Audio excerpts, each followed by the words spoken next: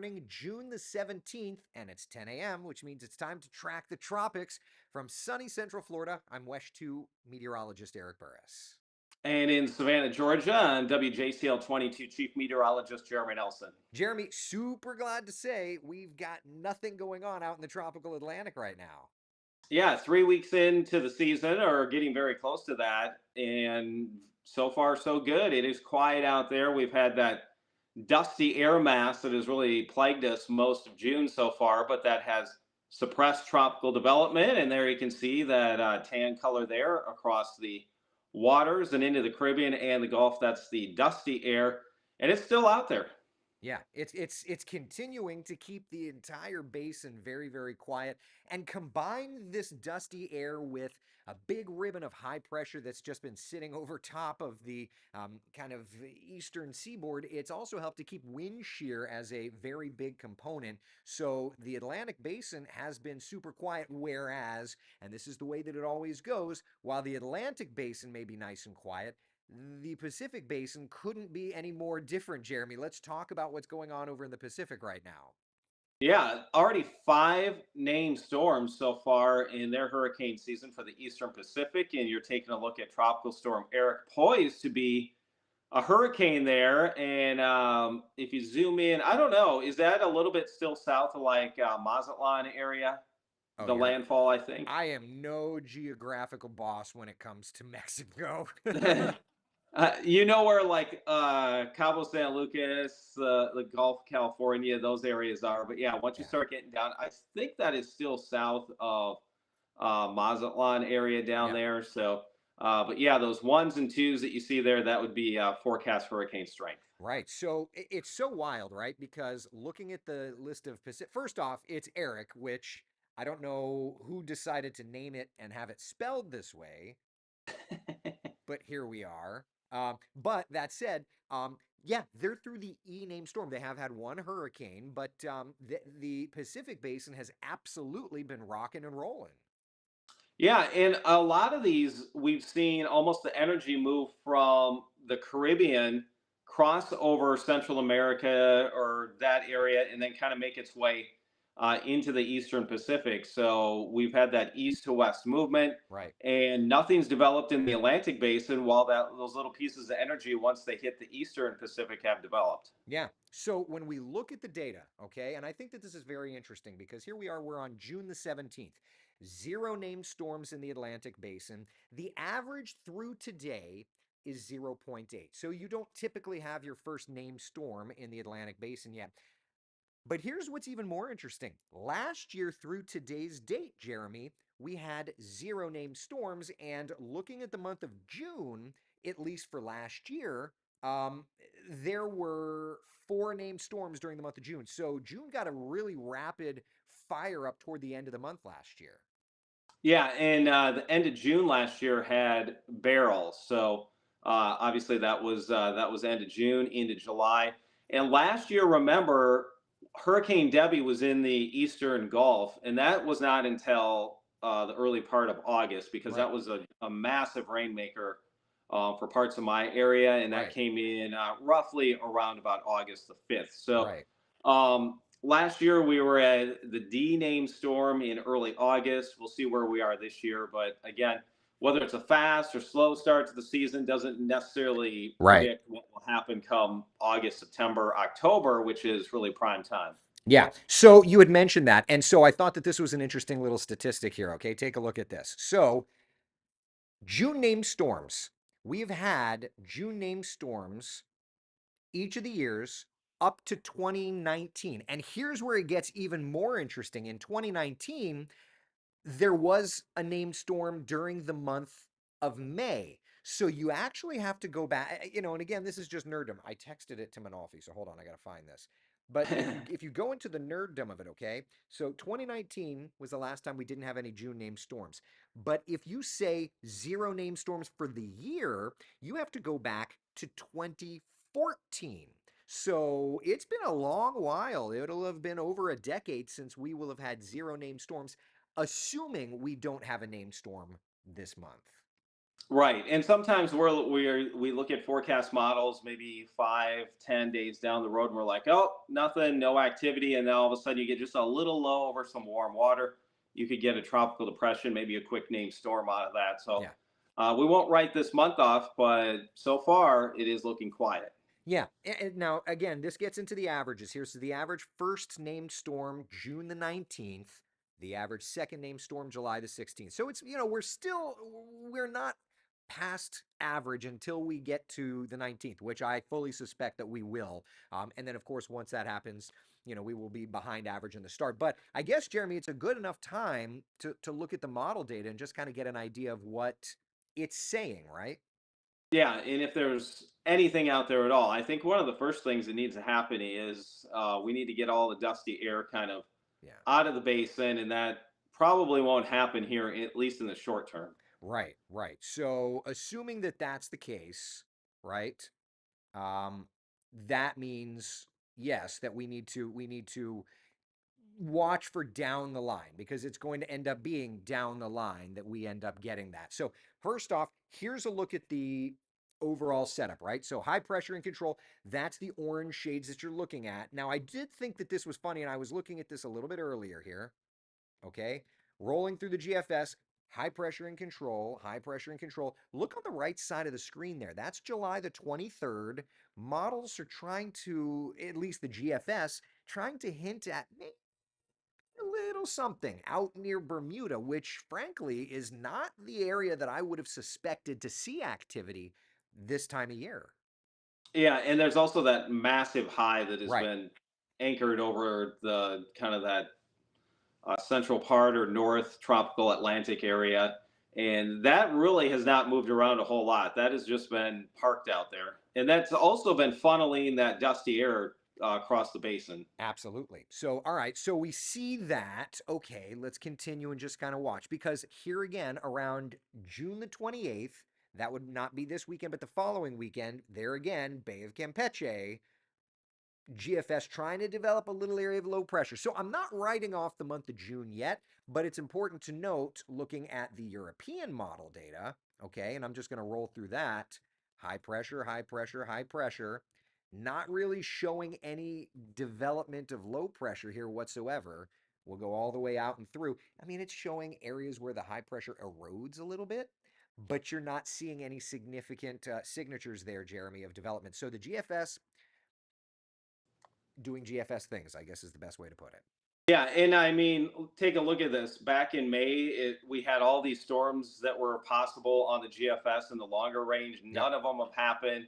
The GFS is sort of tempered down a little bit. Some of those fantasy storms in the longer range. It's still trying to develop maybe a system here or there, but it was kind of a good test just to show that just because the GFS shows something long range does not mean it's going to happen. And Right. so far, we really have not seen the European lock in on anything longer range. So we haven't gotten a true test yet to, hey, how did the European do when it did show a storm maybe 7, 10 days down the road? Right. Right. Now, you and I were discussing just yet, was it yesterday, the day before, how all of this dust in that area of high pressure have really kept hurricane season from getting going. That doesn't mean that the rest of the season is going to be a complete dud or a quiet one. Instead, it just means that, the season is where it is right now. But once that dust machine turns off, I would suspect that we're going to end up with a pretty active setup. Yeah, I would think so. As long as we don't see more dust start to cycle in, if that high kind of is anchored in that same area, Right. but you don't really want a busy Right. June or July because oftentimes the numbers play out and you see all your activity, a lot of it in August, September, and into October. Now that, and I started working on this. This is a graphic that it's going to take a little bit longer for me to build, but follow me here, okay? So what I did is I said, all right, let's look at, and I only got 2 years because again, it takes a while. The last time that we did not have a June named storm was 2014. What did that season as a whole look like? Because you and I, we love looking at analogs, right? Right. So let's look at the, hold on, of course, as I'm directing this all together, I hit the wrong buttons. Stand by, idiot. Okay, there's 2014. Notice hardly anything but like the Outer Banks for an impact there. Again, I'm not saying that that's going to be the case for us this year, not by a long shot, but it's at least worth mentioning. And then if you go beyond that, here's 2009. Okay, northern Gulf Coast impacts, which is what you and I have really been focused on for Right. this hurricane season. Now, there's other years, certainly. It's 2014, 2009, 04, 02, 2000, 98, 94, 91. Less and less here in recent years, but still, it's worth mentioning. So there's a lot of data that I have to go in and dive through, and forgive me for being slow on that. I was trying to put that together if I It could. looks like counting here, one, two, three, four, five, six, seven, eight name storms in 2014. Yeah, 2014 was a very quiet season. I do not suspect that that's going to be the case this year. Right. And in that year, nothing, and looks like maybe we had a storm impact the Outer Banks. Right. Yeah, that's what I was Although, showing. Right. oh, yeah, yeah. Okay. And then otherwise, everything kind of curved out. Right. But if you look at the setup that we had so far, if that high is a dominant part of this season, you wouldn't really be seeing all those. I don't think you'd be seeing a lot of those Nope. storms like No. 2014 that Absolutely were not. running around the edge of that No. because That they weren't even very close to the U.S. That right. some of them were east of Bermuda. Right. It would want to focus, frankly. I mean, it would want to focus the Gulf. What do they call it? Ridge over troubled water. That's that's Yeah. that's where it is. Yep. You'd have more Yeah. Caribbean to Gulf potential if that high ends up being there. Which is exactly what our forecast is calling for, Hmm. frankly. I mean, so Right. I do think that high will stay just as it is broadly. Once we turn off the Saharan dust, I think that we get the opportunity. Another thing, and this is what I was going to show a few moments ago, but another thing is the Madden-Julian oscillation. If you look, we are absolutely out of phase with all those brown shades right now. So, Jeremy, talk about the Madden-Julian oscillation, what it is, and I'll just kind of roll through to find the next window of opportunity. Okay, so the green would be maybe some general Yep. rising air Yep. or favored kind of wind fields for tropical development. We had those earlier on in this month, but the dusty, dry air was really over the Gulf, the Caribbean. So what I can't see the date on that. So that That's would be a little more favorable setup. That's June the 26th. So, Okay. June the 26th, what at least did the GFS try to hint at? The GFS tried to hint at a CAG low popping up into the Caribbean and into the Bay of Campeche. Now, if there's Saharan dust, you're not going to get that to happen. But all this is saying is that's going to be a time frame around the 24th, 25th, 26th, right through to that's the 29th. We go out of phase. uh, we kind of stay in a lowered phase right into the beginning of July. So that's the time frame. If Saharan dust were to try and take a little bit of a vacation, that we could have the opportunity to see some lifting in the atmosphere, thus helping to try to get a little bit of activity. We're not hoping for it. Frankly, we want the sleeping Right. giant to sleep, but Yeah, looking at maybe some super long range models, maybe like mid to late July, I think would be another time frame to yep. really potentially keep an eye on here. So, and even then, the longer range models are still keeping that high pretty much anchored across that part of the Atlantic we've been showing. So it Right. would be maybe your main development region is a little bit farther south this year with those storms coming off from Africa, and then we'll have to see if we get anything in the Caribbean to the Gulf. Right, right. So, okay. So that's kind of where we're at right now. The good news right now, there's nothing out there on the satellite imagery for the Atlantic basin. And while, yes, we've certainly got plenty of stuff to track in the Pacific is not where we live, so that's not a huge concern. So, all right, questions now that people may have for us. Let's take all of that. Um, let's see here. People are asking, how do you look at the Madden-Julian oscillation? I mean, we're looking at vorticity, we're looking at lift in the atmosphere, those sorts of things. So there's that. That's definitely good news. Bruce says the GFS is doing GFS things. 100% agreed. Hey, Jeremy, had we talked about the Google AI stuff yet? I don't think we have. Yeah. I don't think we have. I think it's worth at least mentioning a little bit. Do you have the site up or I can not? pull. I don't, but I can pull it up real fast. Do you know much about it, or I did a No, deep dive I on this?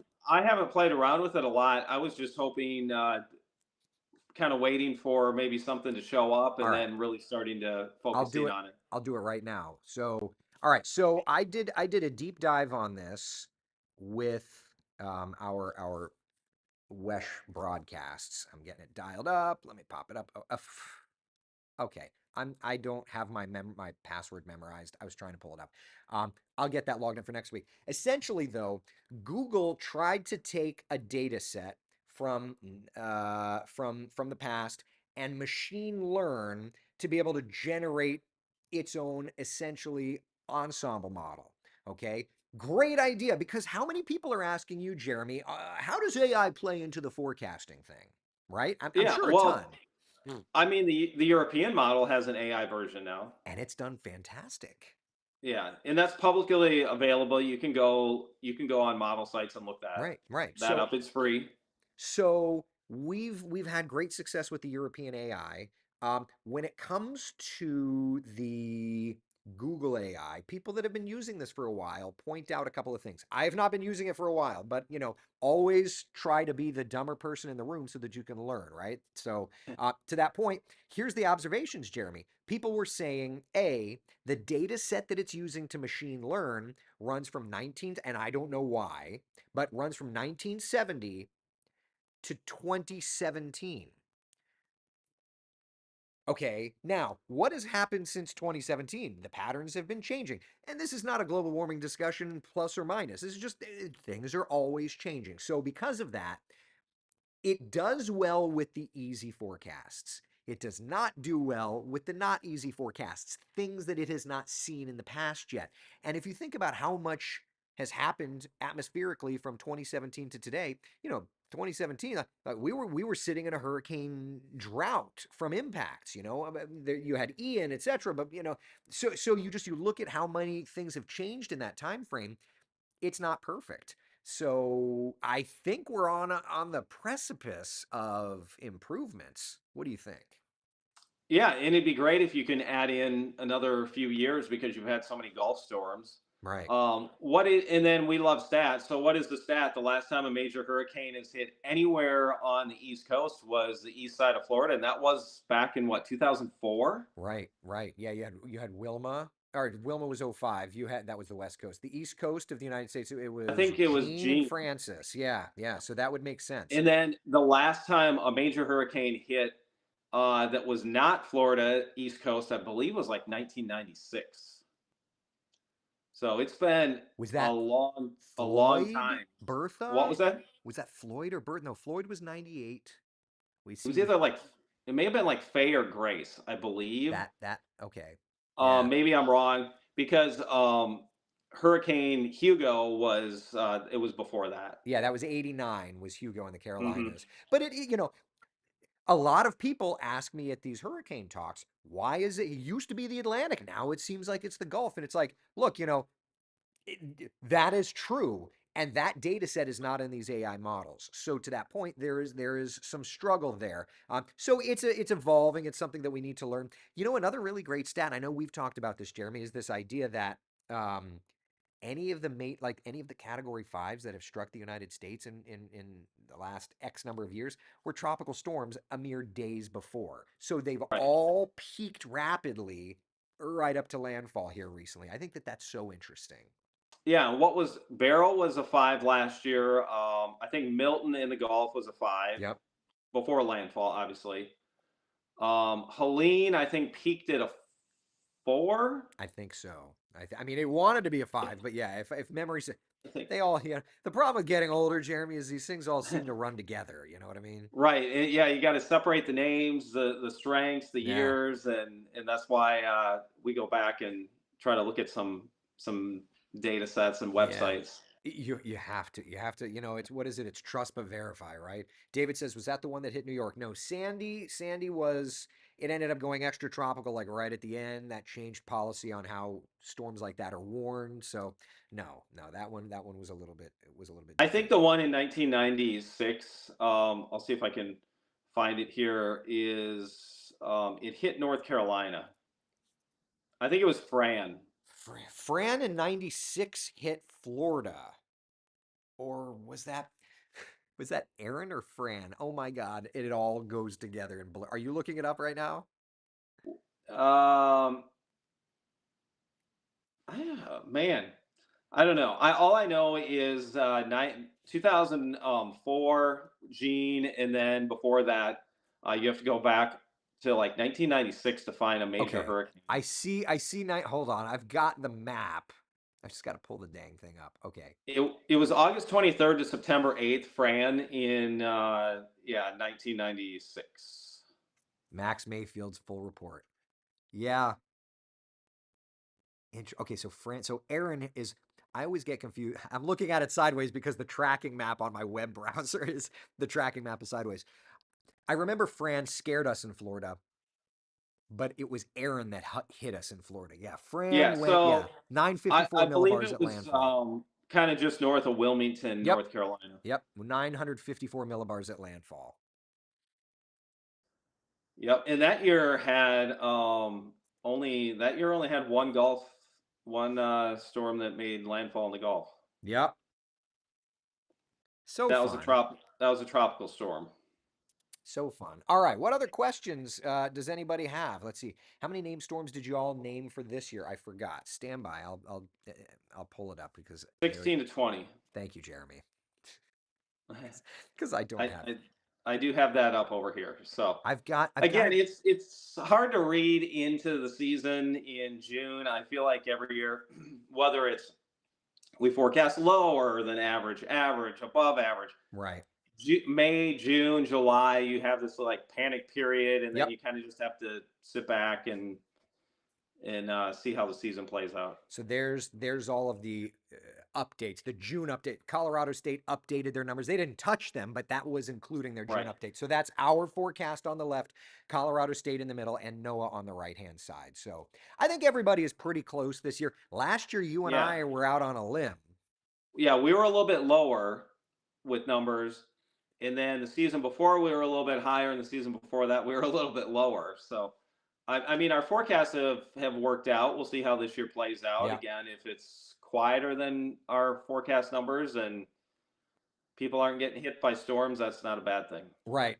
Debbie's making fun saying because you and I were sitting and guessing around, and Debbie literally says, "Boys, you have the internet." We We do. got there. Eventually, we got there. Okay. Yeah, Uh, sometimes though, once you call that up, it's then you have the map and you're trying to look at all the lines right. and you're deciphering 10 or 15 different lines. Okay, that's oh, there it is. Right. Brad says last year was nothing until September started, like two different seasons. Well, I mean, you had you had a couple of systems during the month Right. of June going into July last year. So yeah, I mean, there were storms, but Yeah. September was when it was. But that makes sense. When you look at the season, as I look for that graph, of course, I pulled that out of here. And then I mean, I have to say for my area, Debbie was a tropical storm here, but there was a pretty solid 10 to around 15 inches of rain and there was some very bad flooding Yeah. Yeah. in Well, my and area. So, we've highlighted the hot spots.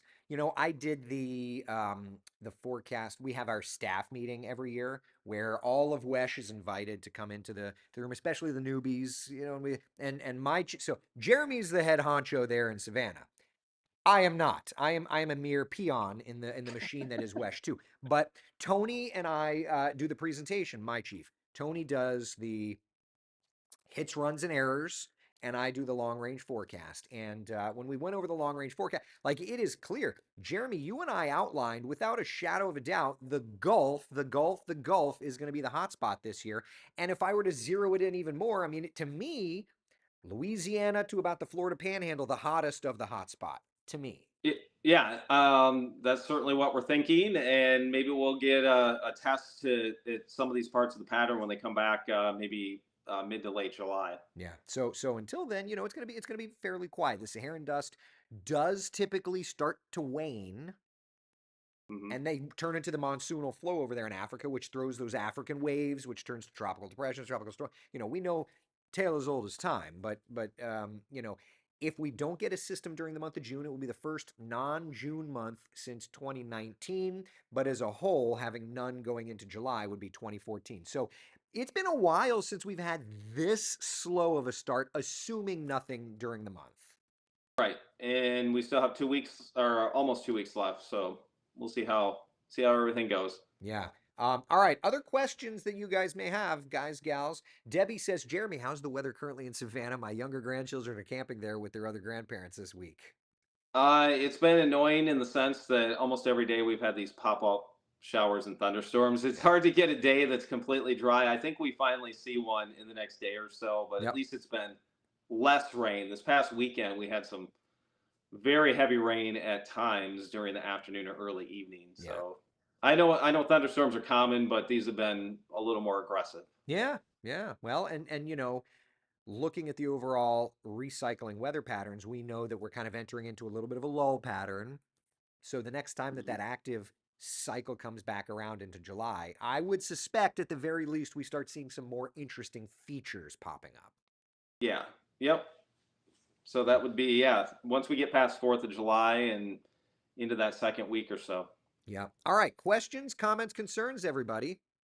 Just the good news I think to take away, we are quiet right now, should stay quiet for a little while, but we do, 5, 7, 10 days out, we'll have to watch for a sneaky bugger, I think. Caribbean into the very southern Gulf, the Bay of Campeche there. We'll have to watch those sneaky little buggers. Yes, get the dust out, and then things could change quickly. Yeah, I mean the water temperatures out there. Stand by. Let me dial that up. Hold on. Coming over here. Coming over here. You're talking about water temperatures. What's that number, that magic number? Anything above gives you the opportunity for tropical development, Jeremy. 80 degrees. 80 degrees. Let's look at the Caribbean. 82, 83, 85. Bay of Campeche, 85. Central Gulf, 87. So we've got it. It's just a matter of clearing that dust out to afford the development chance. And I'm not encouraging this sort of behavior, keep in No. mind. Even the off the southeast coast now, by Savannah, we've made it into the 80s for water temps. Right. We've been about 82, 83 the last few days. Yeah, so there you go. All right. I've got nothing else. What about you? No, I think that's good today. I think one thing I would like to do, Jeremy, is get Phil Klotzbach on with us one morning because I Sure. really would like to talk to Phil about his proposed hurricane scale. Have you heard anything about this? Have we chatted about it? No. Nope. Oh my gosh. So he made a whole presentation at the National Hurricane Conference, blew me away. His he's working on it on the research side, on the academia side, but the idea here is basing categorization off of pressure instead of wind speed. Because in looking through years and looking through data, um, damage goes up exponentially through pressure as opposed to winds. Because think about winds, they're so isolated, whereas pressure is a more deterministic model to look at the overall soul of a storm, the overall core of it. So I think that that's a really fascinating thing. And I would love to hear where he came up with it. I'd love to hear where he's at in discussing it. Is it a peer review process? What he's doing? I spoke so at the surface with him, but I feel like you and I would really benefit to hear, not to mention, the folks that hang with us in the morning. Yeah, it might be a good quieter week discussion too. So maybe I start shooting him a message and seeing what he's doing around, that kind of thing. Yeah, I think it's a good idea. Yeah, and he just put his updated forecast out, so maybe he has a quieter week or two sometime soon. I think that's good. All right, I got nothing else. You good? No, that's good for today. All right. Listen, from sunny Central Florida, I'm West 2 meteorologist Eric Burris. And in Savannah, Georgia, I'm WJCL 22 Chief Meteorologist Joey Nelson.